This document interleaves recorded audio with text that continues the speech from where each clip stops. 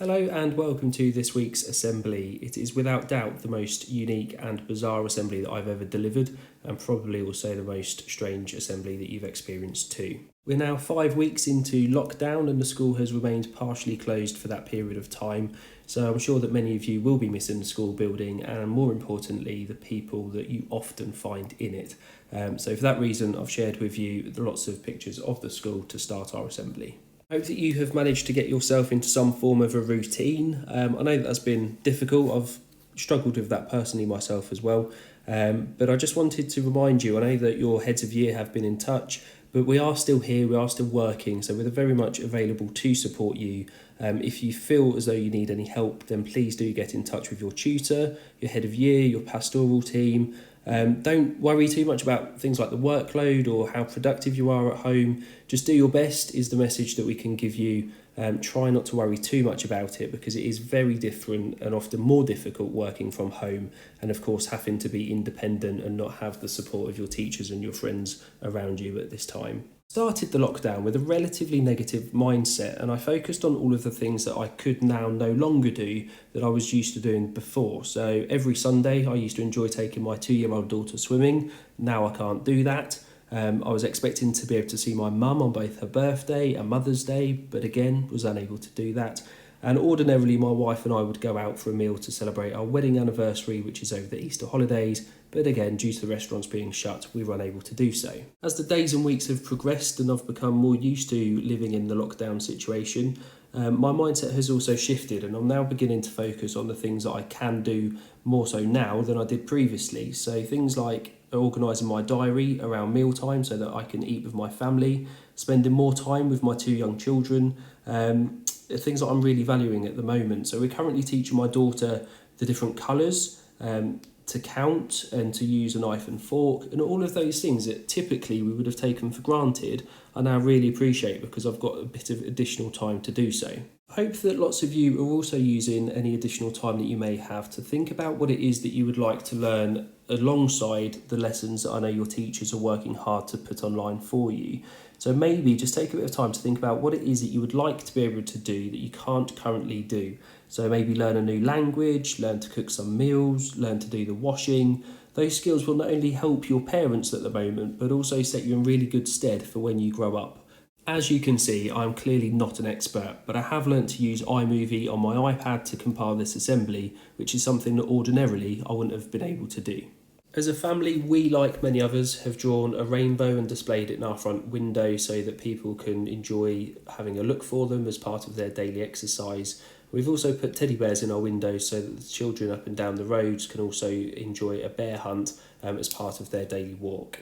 We've found new ways to keep in touch with people, including our family and friends, and in many ways I think I probably now speak to my parents more than I did previously. I've also noticed a strong sense of community around where I live, and I'm sure it's the same for many of you as well. We've got neighbours who are buying shopping for some others who are self-isolating or elderly and unable to leave the house to go to the shop. We've also got a WhatsApp group for the neighbours who live down my road, which is used predominantly to share information, but people also use it to ask for help and to offer help. More recently, people have shared information to do with local history. Our neighbours has shared this photo, which shows our road getting ready for the D-Day landings in June 1944, which personally I find quite interesting. History was my favourite subject at school, despite then going on to become a geography teacher. I think that you've probably heard enough about me, so I'll move on to someone significantly more exciting and inspiring, and that is Captain Tom Moore. Like me, many of you have been following the story of Tom Moore and his multi-million pound fundraising scheme for the NHS by where he walked 100 laps of his own garden. Tom Moore was born in 1920, he grew up in Yorkshire. When he left school, he trained as a civil engineer, and in 1940, aged just 20, he was conscripted into the army to fight in World War II. He quickly rose to the rank of captain after just a year, and in 1941 was conscripted to India where he fought, and then later on to Burma. He was then an instructor at the Armoured Vehicle Fighting School until the tanks and troops were demobilised. After the war, Captain Tom enjoyed motorcycle racing and keeping in touch with his army colleagues. He organised 64 annual reunions for his regiment. He married in 1969 and had 2 daughters with his wife, who unfortunately later was diagnosed with dementia and sadly passed away in 2006. At that point, he moved in with one of his daughters, her husband and 2 children, and remained to live an active and independent lifestyle. Unfortunately, 2 years ago, he slipped and fractured his hip and had skin cancer removed from his head, and it was the care that he had received from the NHS which led to his appreciation and gratitude that then meant that he wanted to undertake his multi-million-pound fundraising scheme. Captain Tom was quoted to say, "For all those people finding it difficult at the moment, the sun will shine on you again and the clouds will go away," which I find quite an inspirational quote at the moment under the current circumstances. I found also for you a video clip which will probably explain Captain Tom's story much better than I just have. By members of his old regiment, this remarkable veteran completed the planned 100 laps of his garden in front of the world's media. But Captain Tom Moore has not got the slightest intention of ending his fundraising here, not when his efforts are breaking all records. Captain Tom, I would love to shake your hand.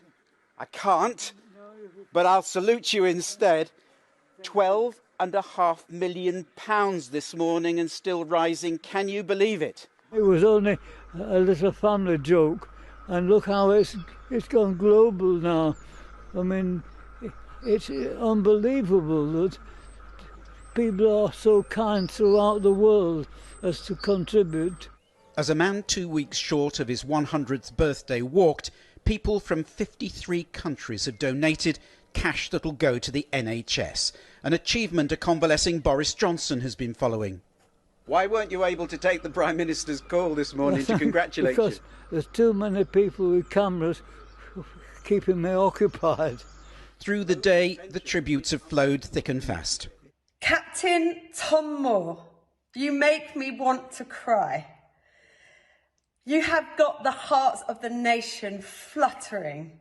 You've been a huge help to the NHS, who really need it at this vital time, so you're a true inspiration. Keep it going and I want to wish you all the best. Bravo, Captain Tom. You are fabulous and an inspiration to us all. ITV News has helped deliver a particularly poignant message. Hand carried all the way from the south coast and the home of a very special lady. This is from a very special lady. It's from Dame Vera Lynn, and it says, "Can you tell me how you do it? A very happy birthday and keep walking. Yours, Dame Vera." Keeping walking is exactly what he intends to do.